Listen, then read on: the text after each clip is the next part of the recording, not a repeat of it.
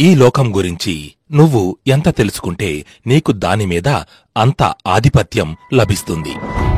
ఈ సమాజంలో బ్రతకడానికి ఒక మనిషికి ఏం కావాలి అంటే తెలివితేటలు, జ్ఞానం, మంచితనం, క్రమశిక్షణ, సంస్కారం ఇవన్నీ ఉండాలి.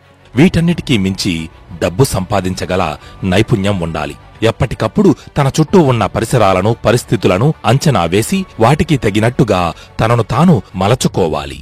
లోకజ్ఞానాన్ని పెంపొందించుకోవాలి.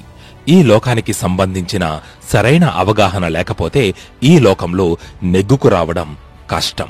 పంజాబ్ ప్రాంతంలో ఒక వ్యక్తి దొంగ నోట్ల వ్యాపారం చేద్దామనుకుని ప్రింటింగ్ మిషన్ తెచ్చి అర్ధరాత్రి నోట్లు ప్రింట్ చేశాడు. కాని ఆ పొద్దున్న చూస్తే అవన్నీ 25 రూపాయల నోట్లు.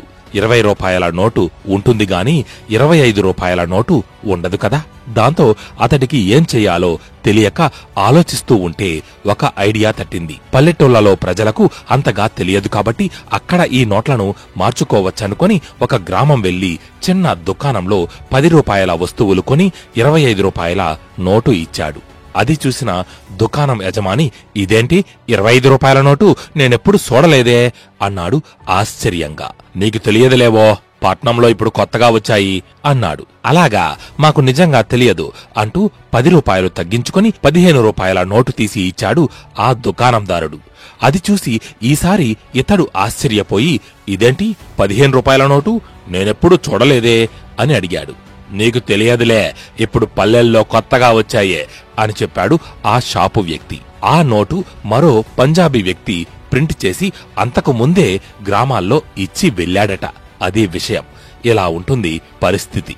మన చుట్టూ ఉన్న లోకంలో ఏం జరుగుతోంది అన్న అవగాహన లేకపోతే ఎవరితో ఎలా మాట్లాడాలి, ఎలా మాట్లాడకూడదు, ఏ పనిని ఎలా నిర్వహించాలి, ఇవన్నీ తెలుసుకోవడం చాలా ముఖ్యం. అటువంటి అవగాహన ఉన్న వ్యక్తి ఎందులోనైనా విజయం సాధిస్తాడు. మిత్రమా, ఆఖరిగా ఒక్క మాట. ఈ లోకం గురించి నువ్వు ఎంత తెలుసుకుంటే నీకు దానిమీద అంత ఆధిపత్యం లభిస్తుంది.